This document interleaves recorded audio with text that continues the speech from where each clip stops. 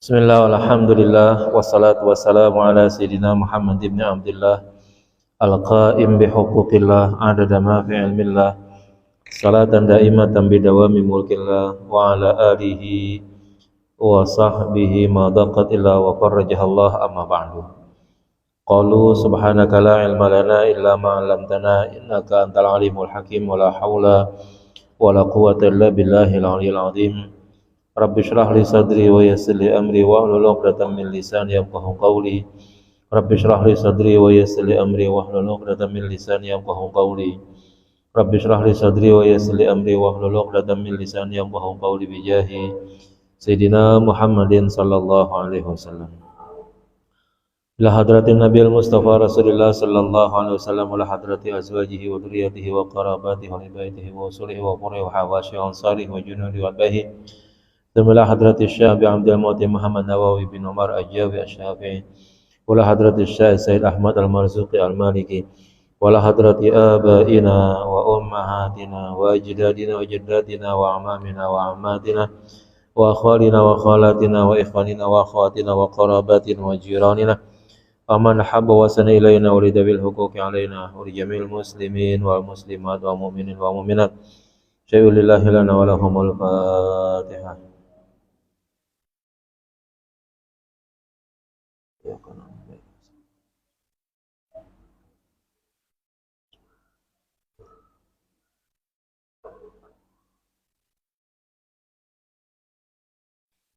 Kita lanjut halaman 120. Baris ke-5. Bismillahirrahmanirrahim. Qala al-mu'allif rahimahullahu ta'ala wa adama nafa'a bihi wa bi'ulumihi bid-darin amin. Tsumma alam anna allati arda'athu sallallahu alaihi wasallam awalan ummuhu thalathata ayyamin wa qila sab'atun wa qila tis'atun. Kemudian ketahuilah bahwa perempuan yang menyusui beliau Rasulullah sallallahu alaihi wasallam awalan pada awalnya ummuhu, yaitu ibunya. Berapa lama? Thalathata ayyamin, 3 hari. Wa qila sab'atun, dikatakan juga 7 hari. Wa qila tis'atun, dikatakan juga 9 hari. Ini udah merupakan kebiasaan nih orang Arab perkotaan Mekah. Jadi tuh kalau pada waktu itu kita anggap tuh sebagai apa tuh namanya, kota transit dagang tuh di situ ya. Jadi kalau kita baca Rihlatash Syita'i was-Saif ya, Rihlatash Syita'i was-Saif itu perdagangan yang dari utara ke selatan atau sebaliknya, dan yang dari barat ke timur atau sebaliknya, itu transitnya di Mekah sambil dagang, tapi transit utama di situ adalah untuk cari air ya, cari air karena sumber Zam-Zam memang ada di situ ya, jadi cari air di situ. Nah, karena itu pada waktu itu kota Mekah udah termasuk sibuk, termasuk ramai dengan banyaknya suku-suku yang transit untuk singgah ya, terutama untuk ambil air. Tapi tidak menutup kemungkinan di waktu mereka bermalam mengambil air sehari 2 hari, bahkan ada yang 1 bulan dan seterusnya, itu sambil dagang juga. Dan bahkan terjadi asimilasi budaya begitu ya. Maka kebiasaan orang kota pada waktu itu akan mencari ibu susu yang dari pedesaan ya, biar suasananya itu enggak sumpek, cari wilayah yang adem, kemudian yang masih bahasanya itu masih bahasa resmi Arab gitu ya, sehingga anak yang lahir di desa itu atau yang dipelihara di desa kira-kira itu nanti lahir dia dengan bahasa yang bagus ya. Kalau di perkotaan itu pasti banyak bahasa yang berubah, yang buruk begitu ya, buruk. Selebehu itu apa sih artinya? yang orang-orang bilang itu tuh selebau katanya apa tuh artinya? Itu kan munculnya bukan dari desa kan ya, munculnya di kota. Itu kan bahasa ya nggak tahu apa artinya, bisa jadi buruk ya, tapi munculnya di kota tuh. Nah, maka bahasa-bahasa buruk tersebut itu nggak bagus bagi anak-anak yang baru berkembang bahasanya. Maka Nabi Muhammad pun menurut kebiasaan orang pada waktu itu di Mekah, karena dia di situ adalah kota besar, kota transit dagang, ya. Nah, maka jangan sampai bahasanya itu acak-acakan dengan bahasa suku-suku yang transit pada waktu itu, maka dikirim ke desa-desa untuk dicarikan ibu susunya gitu, supaya ya bahasanya bagus, pertumbuhan badannya juga bagus juga pada waktu itu ya. Summa arda'athu Suwaibah, ya. Kemudian disusui oleh Suwaibah. Ayaman qalaila, beberapa hari, ya, hari-hari yang sedikit, maksudnya beberapa hari. Qabla qudumi Halimah, sebelum datangnya Halimah. Summa arda'athu Halimah bintu Abi Zu'aib. Kemudian setelah itu disusui oleh Halimah, ya, putri dari Abi Zu'aib, Abdullah bin Al-Haris, ya, Abdullah bin Al-Haris, waqila Al-Harits ibnu Abdullah, atau dikatakan Al-Harits ibnu Abdullah. Nah, jadi yang lama tuh menyusui adalah Halimah, ya, gitu. Nanti kalau kita ceritakan bagaimana kasusnya Halimah tuh menyusui, waduh luar biasa sekali, ya. Nanti kalau ada waktu deh.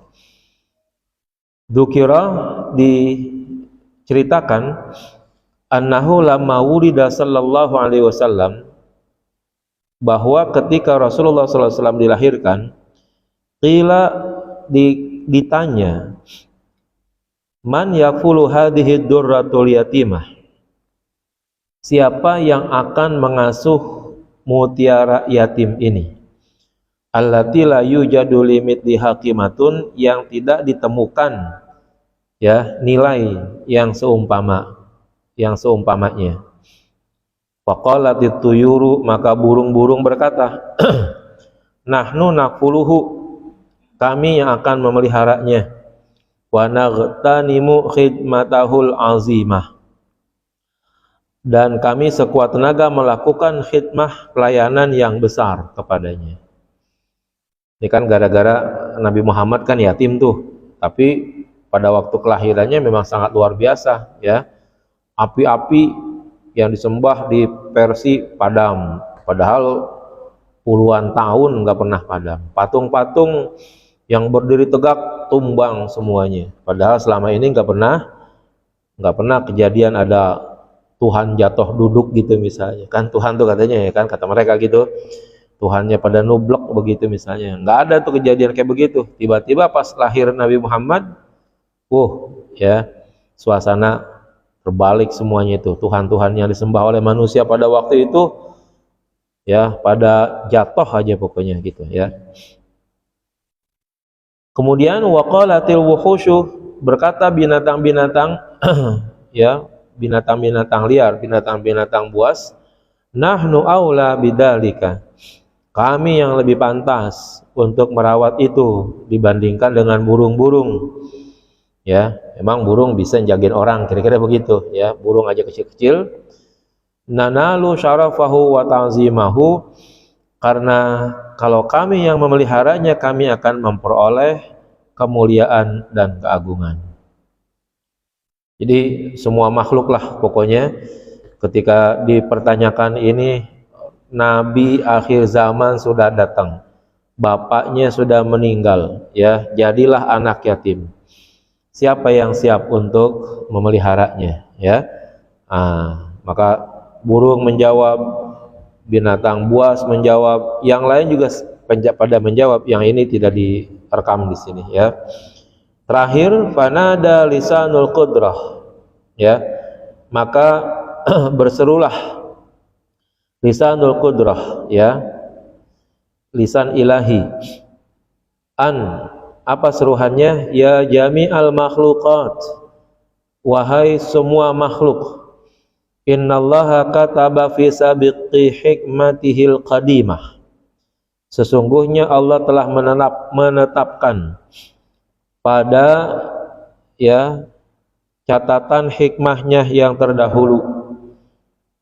Apa catatannya? Anna nabiyahul karim, bahwa nabinya yang mulia, yakunu radi'an li Halimata binti Abi Du'aib, dia akan menjadi anak susu bagi Halimah binti Abi Du'aib, ya.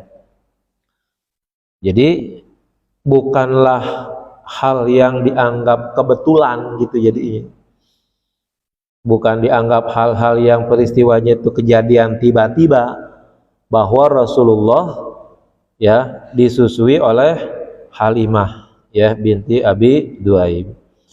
Berarti memang sudah sejak zaman azali, ya, sudah semenjak catatan di Lauhil Mahfuz bahwa Allah Subhanahu wa taala menetapkan Halimah binti Abi Du'aib sebagai ibu susu daripada Rasulullah. Wa dzukira anna Abdul Muttalib, dan diceritakan bahwa Abdul Muttalib sami'a waqta dukhuli Halimah, ya, dia mendengar ketika masuknya Halimah, hatifan, suara yang tanpa sosok begitu, syi'ran, dalam bentuk syair, min bahril kamil, dalam wazan bahar kamil, ya. Kalau kita belajar tuh nanti ilmu arud tuh namanya, ya. Ilmu arud itu ada bahar rojaz, ya, ada bahar kamil, ya, dan lain sebagainya. Masing-masing tuh ada langgamnya, ada patokannya, ada wazannya begitu, ya. Kalau bahar kamil itu mutafa'ilun, ya, mutafa'ilun 3 kali jadinya.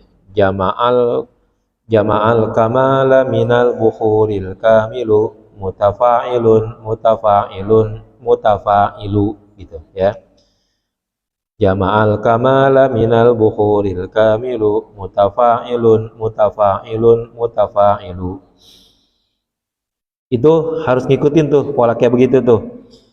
Innabna aminatal amina Muhammada khairul anami wa khiratul akhyari, ma in lahu ghairul halimati murdi'un, ni'mal aminatu hiya alal abrari, ma'munatum min kulli aibin fahishi, wa naqiyatul athwabi wal azari, la tuslimanhu ila siwaha innahu amrun wa hukmun minal jabbari.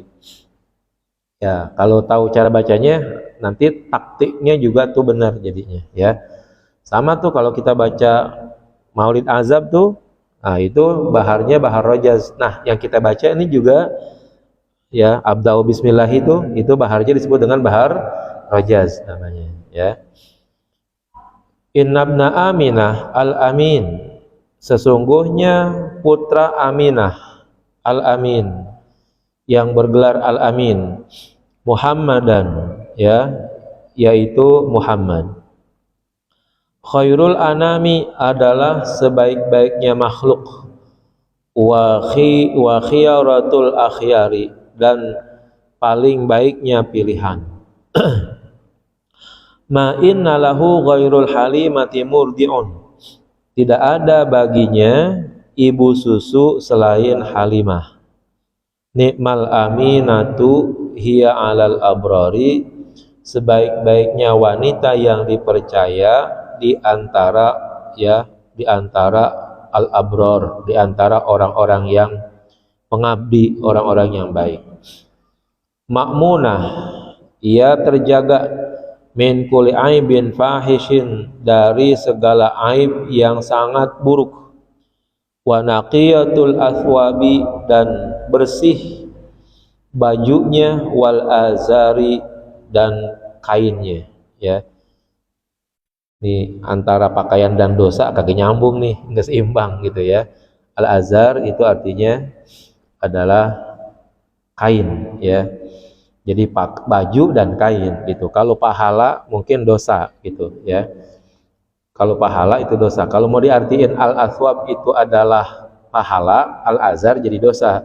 Tapi kalau al aswab adalah pakaian, al azar kain, jadinya seimbang gitu ya.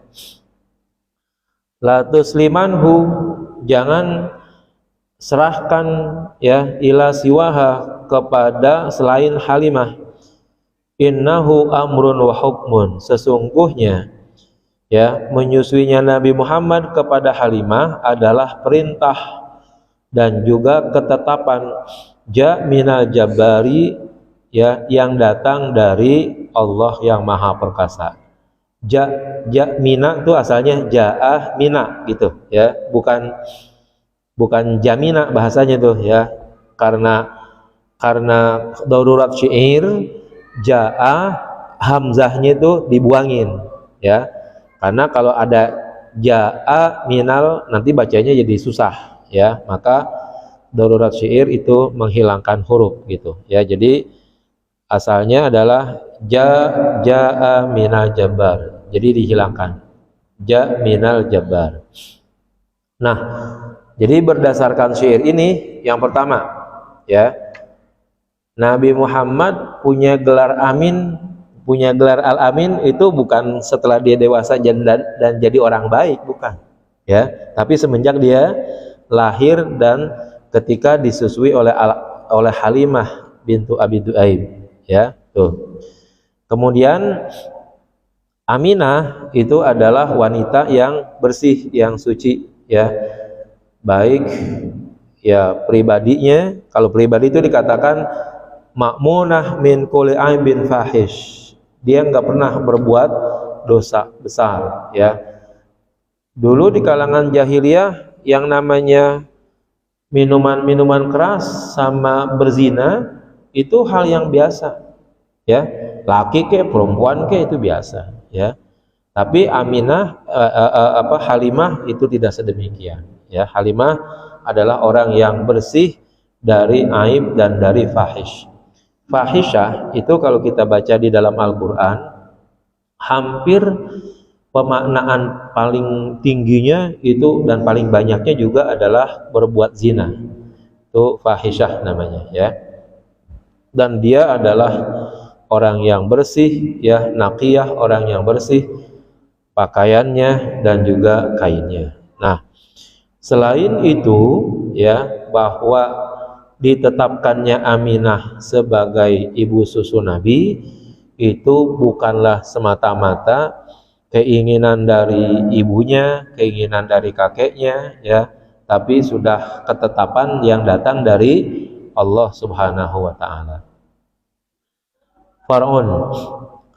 Qala al-Bajuri, berkata Syekh al-Bajuri, fal haqqu alladhi nalqallaha alaihi, ya, yang benar ya, yang seharusnya kita serahkan urusan itu kepada Allah, anna abawaihi, bahwa kedua orang tua Rasulullah sallallahu alaihi wasallam, najiyani, adalah keduanya selamat, ala annahu, bahwa sesungguhnya dikatakan kepadanya, innahu ta'ala ahyahuma, bahwa sesungguhnya Allah Ta'ala menghidupkan keduanya kembali, hatta amana bihi, sehingga keduanya beriman kepada Nabi, thumma amatahuma, kemudian Allah mematikannya lagi.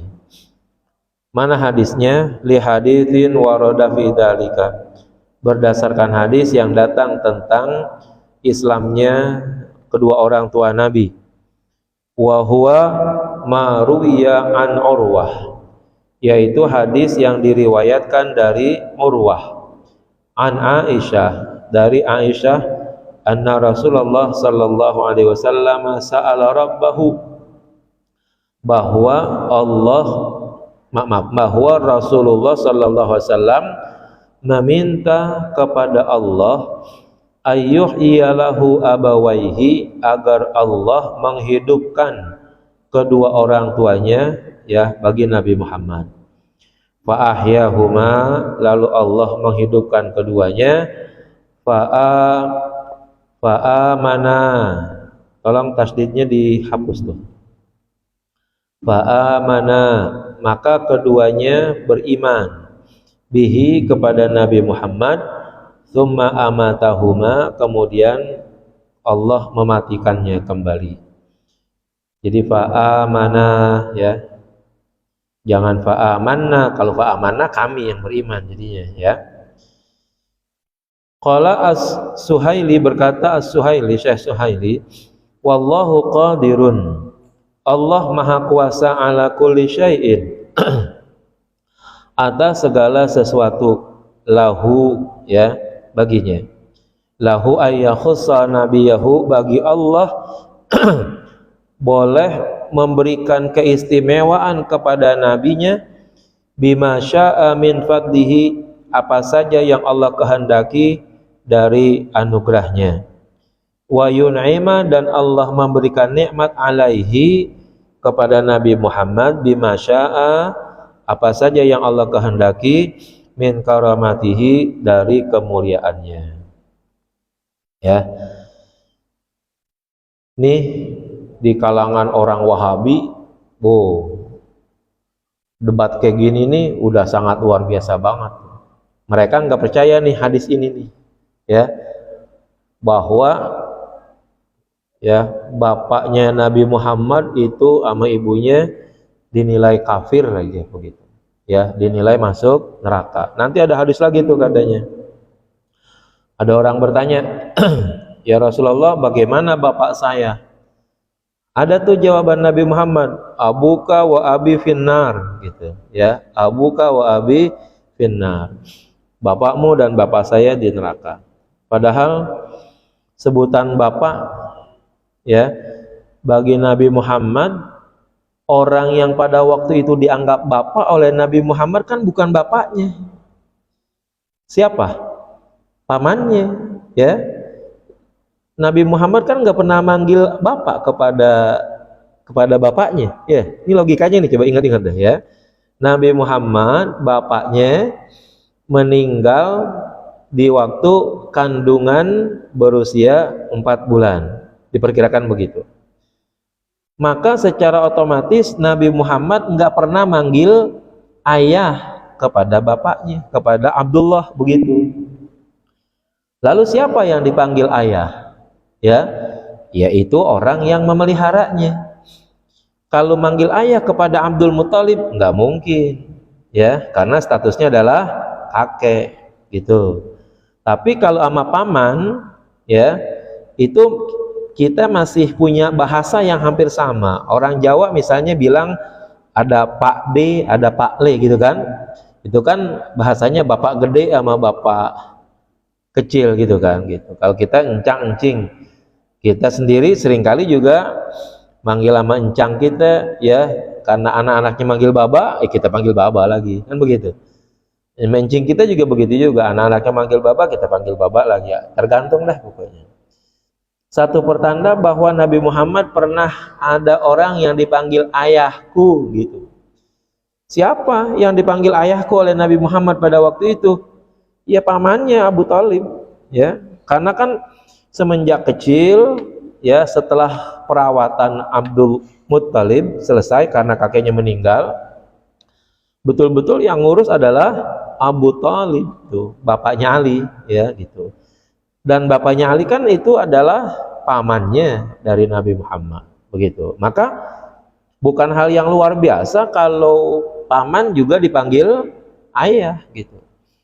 Nah, ayahnya masuk neraka, yang dimaksud adalah Abu Thalib kalau begitu. Kenapa? Karena Abu Thalib itu sampai akhir hayatnya memang tidak masuk Islam. Ayat dan diperkuat oleh hadis itu menyatakan pada waktu ayat ini turun, Innaka la tahdi man ahbabta walakinallaha yahdi may yasha. Itu ayat terkait dengan Abu Thalib yang disuruh baca syahadat oleh Nabi. Abu Thalib enggak mau. Sampai Nabi Muhammad menjaminkan, wahai paman, udah baca syahadat saja dah, ibadah yang lain nanti saya yang jaminkan. Abu Thalib enggak mau juga. Matilah Abu Thalib tidak dalam keadaan Islam. Tuh. Itu pamannya yang dekat dengan Nabi, ya. Abu Jahal, Abu Lahab juga pamannya Nabi. Bukan hal yang sangat luar biasa. Kalau Abu Lahab, Abu Jahal dipanggilnya juga ayah oleh Nabi, ya. Kan ada anaknya Abu Lahab yang dinikahkan langsung kepada anak-anak Nabi Muhammad, ya. Setelah Nabi Muhammad jadi nabi, disuruh cerai itu anak-anaknya, begitu, ya. Nah, dengan kata lain, kalau begitu enggak pantas kalau kita selaku umat Islam beriman kepada Nabi Muhammad, tapi kita menyatakan bahwa bapaknya Nabi Muhammad masuk neraka. Bayangin, kunci sorga yang pegang siapa?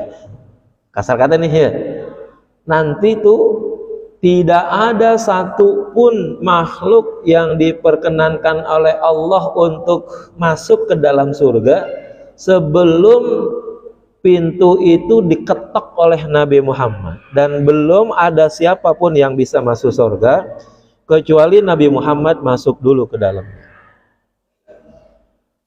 Masa orang yang punya hak sebegitu hebatnya, ya, di dalam penguasaan surga begitu, tiba-tiba ibunya di dalam neraka, bapaknya di dalam neraka. Segitu-gitunya Nabi Muhammad kagak peduli banget sama bapaknya.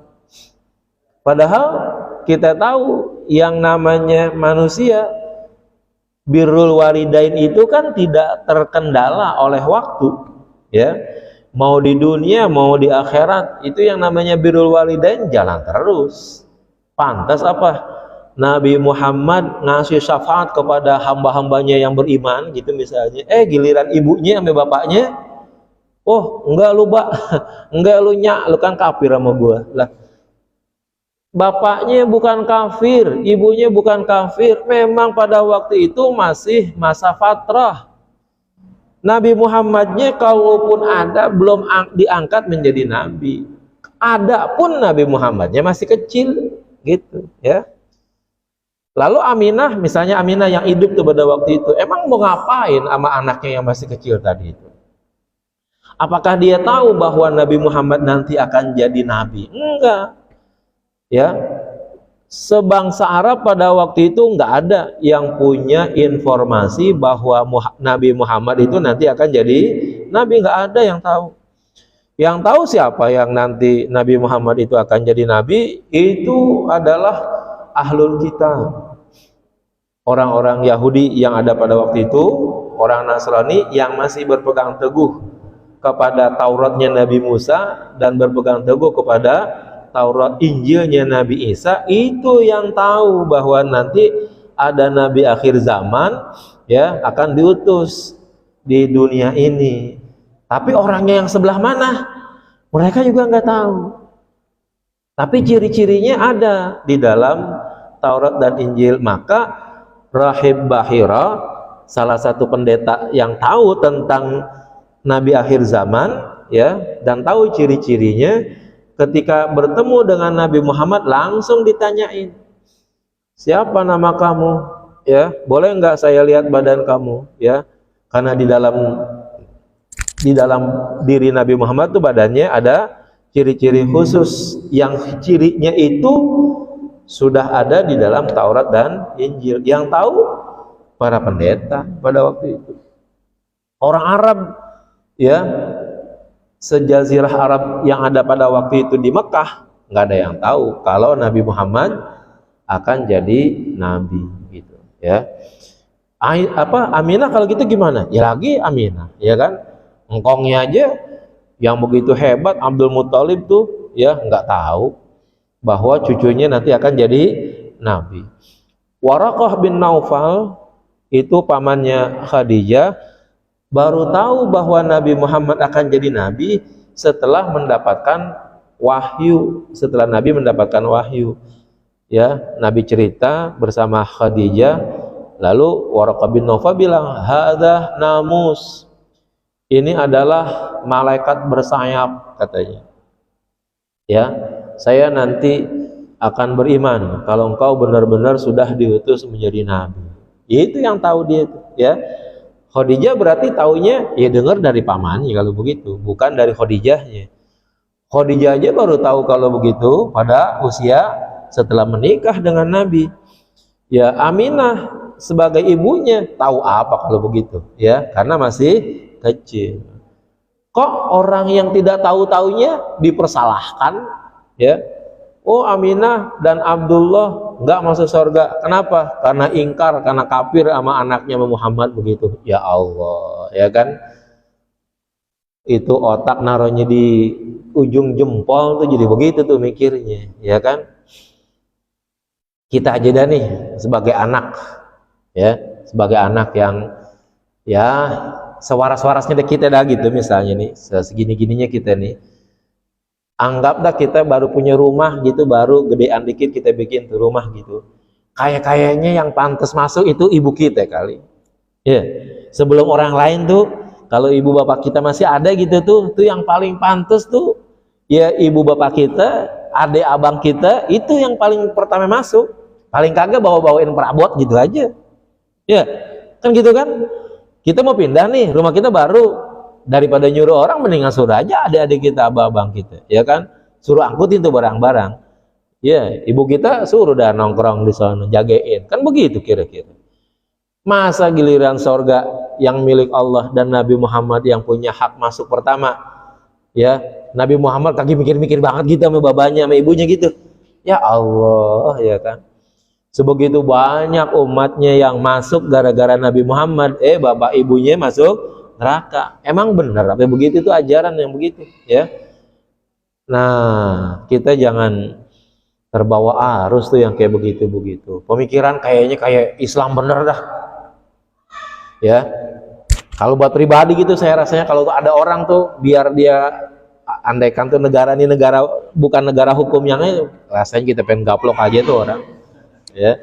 Nabi Muhammad bapak ibunya dibilang kafir, dibilang masuk neraka, nggak pantas-pantasnya banget begitu. Ada orang yang kita dengar cerita sampai membunuh 100 orang. Pernah dengar ya gitu? Awalnya 99. Tanya sama ahli agama, Pak, saya udah membunuh 99 orang. Ada nggak pintu taubat?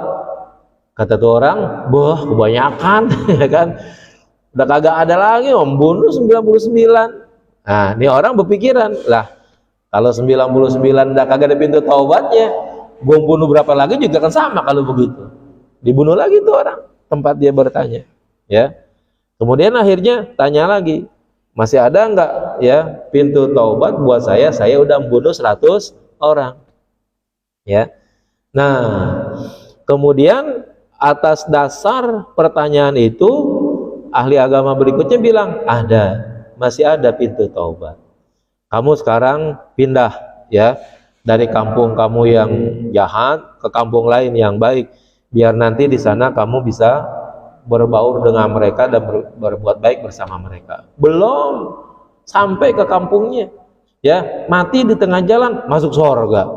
Bunuhnya 100 orang. Bapaknya Nabi Muhammad pernah ada cerita membunuh? Ya. Ibunya Nabi Muhammad pernah gitu ngibulin orang? Kan kagak, ya. Masa yang bunuh 100 orang dibawa sama malaikat rahmat akhirnya gara-gara cuma sejengkal doang tuh lebihnya gitu kan, katanya begitu kan, ya. Membunuh 100 orang, membunuh 100 orang baru sekedar mau taubat, belum taubat banget kan namanya, tinggal baru mau jalan, baru mau masuk ke tempat yang diarahkan begitu, mati masuk surga, ya.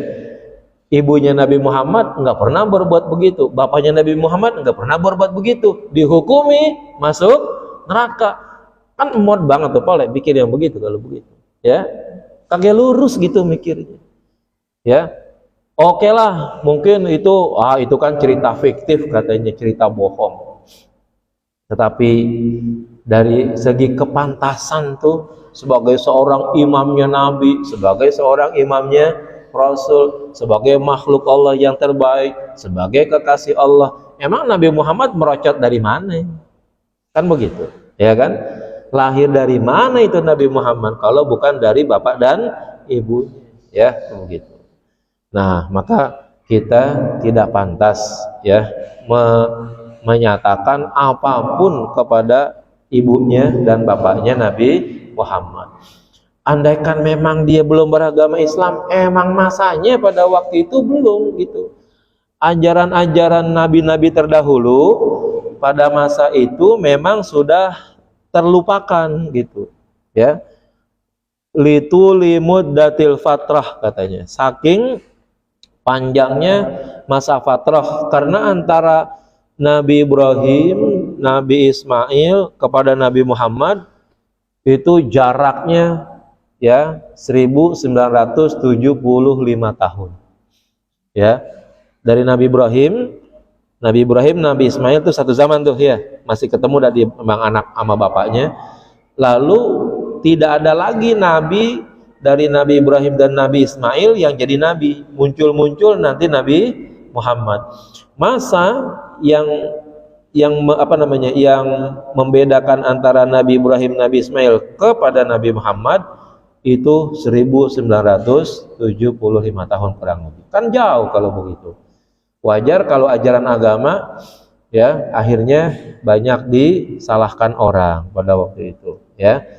Nah, orang yang ada pada masa itu berarti adalah orang yang ya tidak terkena dakwah. Maka Allah mengatakan wa ma kunna mu'adzibina hatta nab'atsa rasula. Ya, berdasarkan ayat ini Allah bilang wa ma kunna mu'adzibina, kami tidak mengazab ya hatta nab'atsa rasula, sehingga datangnya rasul. Artinya apa? Masa Nabi kecil sampai Nabi Muhammad jadi Rasul tuh kan baru berusia 40 tahun ya. Masa kesononya kalau ada orang-orang yang memang berbuat salah berdasarkan ketidaktahuannya, sangat memungkinkan Allah mengampuni. Ya. Tapi kalau Allah sudah ngutus Nabi Muhammad, Allah udah sampaikan tuh syariat yang baik, syariat yang mana yang baik dan mana yang buruk sudah dijelaskan, tapi masih ada orang yang memilih yang buruk. Nabinya sudah diutus, Nabi sudah menjelaskan, masih memilih yang salah, itu yang nanti Allah akan siksa. Nah, adanya ibu Nabi Muhammad dan adanya bapak Nabi Muhammad sebelum Allah mengutus Nabi, maka berdasarkan ayat wa ma kunna mu'adzibina hatta nab'atsa rasula, maka Nabi Muhammad ya enggak bakalan tuh orang tuanya disiksa oleh Allah Subhanahu wa taala. Apalagi kalau diteliti-teliti ke atas, keturunan Nabi Muhammad itu adalah orang tua yang tak pernah berbuat fahisyah, ya. Itu kalau di atas diurut-urutin tuh nggak ada katanya keluarga Nabi, keturunan Nabi ya yang melakukan zina, yang melakukan yang minum-minuman keras dan lain sebagainya, nggak ada. Artinya normal-normal saja, baik-baik saja, kepada masyarakat banyak baiknya, walaupun mungkin ibadah ya itu belum tentu kali ya. Kalaupun mereka mau ikut, itu berarti ikutnya ibadah Nabi Ibrahim kalau begitu. Kenapa? Karena memang pada masa itu ya masa fatrah, di mana Nabi belum Allah utus ya, dan dari Nabi Ibrahim, Nabi Ismail ke Nabi Muhammad tuh nggak ada nabi. Berbeda dengan masa di Bani Israel. Ya, pada masa Bani Israel itu dari Nabi Ibrahim, Nabi Ishak, Nabi Yakub, terus nabi-nabi banyak sana. Ya, sampai datang nanti Nabi Yahya, Nabi Zakaria, Nabi Yahya, Nabi Isa. Itu baru berakhir tuh dari kalangan Bani Israel. Ya. Dari Nabi Isa terakhir 571 tahun baru ada Nabi Muhammad. Dari Nabi Ibrahim ke Nabi Ismail ke Nabi Muhammad itu ya, masa yang masanya 1975 tahun, kan jauh sekali kalau begitu ya. Nah, maka harus kita sadari baik-baik ya, bahwa tidaklah mungkin ya orang yang besar jasanya dalam melahirkan Nabi Muhammad ternyata dia berada di neraka. Nggak mungkin, nggak pantas dah. Andaikan aja dibandingkan dengan dosa-dosa orang yang lain begitu, mungkin masih jauh lebih banyak dosa-dosa orang lain dibandingkan dengan dosa-dosa ibu dan bapaknya Nabi Muhammad, kalau itu dia punya dosa. Apatah lagi kalau dia adalah orang-orang yang baik ya, yang andaikan pada waktu itu memang tidak beribadah, wajar, karena memang belum ada tuntunan ibadah ya. Nabi Muhammad jadi nabi usia 40 tahun. Itu yang namanya sholat wajib 5 waktu, kapan wajibnya? Setelah Isra dan Mi'raj, ya kan? Itu kan pada waktu itu ketika Nabi berusia 52 tahun. Berarti dari 40 tahun sampai usia Nabi 52 tahun nggak ada sholat 5 waktu. Itu orang yang pada waktu itu tuh mati masuk neraka semua tuh pada waktu itu. Yang udah masuk Islam nih ya, yang udah masuk Islam di Mekah pada waktu itu belum ada sholat 5 waktu, belum ada puasa ya, belum ada puasa, belum ada zakat ya. Terus ngikut Nabi Muhammad tapi masuk neraka juga, ya percuma kalau gitu. Mendingan mati kafir aja sekalian ya, gara-gara tidak ada ibadah, padahal memang ibadahnya belum Allah turunkan ya. Jadi kalau Nabi Muhammad ibunya kagak beribadah, ya pantas-pantas saja. Orang yang ada pada masa Nabi Muhammad saja sholat 5 waktunya nanti kalau udah usia Nabi 52 tahun. Ya kan lama banget kalau gitu kan, kagak mungkin tuh pada masa Nabi berada di Mekah orang hidup semua kan ya. Ada yang mati kan pasti. Ada yang mati di antara sahabat Nabi dan udah masuk Islam tapi belum sholat 5 waktu kan pada waktu itu. Oh kalau gitu dia nggak sholat 5 waktu tuh ya, matinya mati kafir lah, emang sholatnya belum ada gitu. Itu yang udah Islam, itu yang udah ada Nabi Muhammadnya, sholatnya aja belum diatur ya kan, apatah lagi ibunya dan bapaknya Nabi Muhammad yang memang nabinya aja baru lahir ya kan, mau ngatur apa sama ibunya kalau begitu ya. Nah jadi logikanya logika benar-benar kejungkal dah kalau orang bilang bahwa bapak dan ibunya Nabi Muhammad masuk neraka begitu ya. Kita baca tuh di Maulid Azam tuh ya. Qad amana haqqam bihi fastaujaba kullan najati wabil jinani takhallada ya. Qad amana, keduanya telah beriman. Haqqam bihi, hal yang sangat benar ya. Fastaujaba, maka harus bagi keduanya kullan najati, segala tingkat keselamatan ya. Wabil jinani takhallada, dan keduanya nanti akan kekal abadi di dalam surga itu ya. Nah ini keyakinan Ahlus Sunnah wal Jamaah itu seperti itu. Sekali lagi, apa yang Nabi sebut sebagai bapak, sebagai ayahku, Nabi Muhammad kagak pernah manggil ayah sama Abdullah selaku bapaknya, karena ya semasa Nabi hidup ayahnya sudah meninggal ya. Kira-kira momen apa tuh? Momen apa yang menjadikan Nabi Muhammad kepada Abdullah bapaknya manggil ayah tuh? Ayahnya udah mati nih ya. Itu kira-kira kapan dan di mana, pada waktu apa Nabi Muhammad panggil ayah gitu tuh? Bapakku, bapaknya udah mati ya. Sementara pada waktu itu yang namanya ziarah kubur udah ada syariatnya belum? Belum ya. Kalau udah ada ziarah kubur kali dah Nabi Muhammad ngeratap kali begitu, oh ayah ya kan, aku hormat kamu, aku sayang kamu, aku pengen ketemu kamu. Kalau itu ziarah kubur udah ada. Nah ziarah kubur pada waktu itu dilarang. Kapan adanya ziarah kubur? Ada hadis tuh, kuntu nahaitukum an ziaratil kubur. Dulu aku larang kamu ziarah kubur. Kalau nabinya aja ngelarang ziarah kubur, masa nabi sendiri datengin kuburan bapaknya? Ya dia omelin orang kalau gitu dia kan. Jadi nggak ada Nabi Muhammad apakah yang sehari-harinya manggil ayahnya atau ke kuburan manggil ayah begitu, nggak mungkin. Maka yang disebut ayah oleh Nabi Muhammad kecuali tidak ada lain adalah paman-pamannya kalau begitu. Nah inilah hal-hal yang memang kita perlu yakini itu seperti itu. Wallahu a'lam bishawab. Al-Fatihah.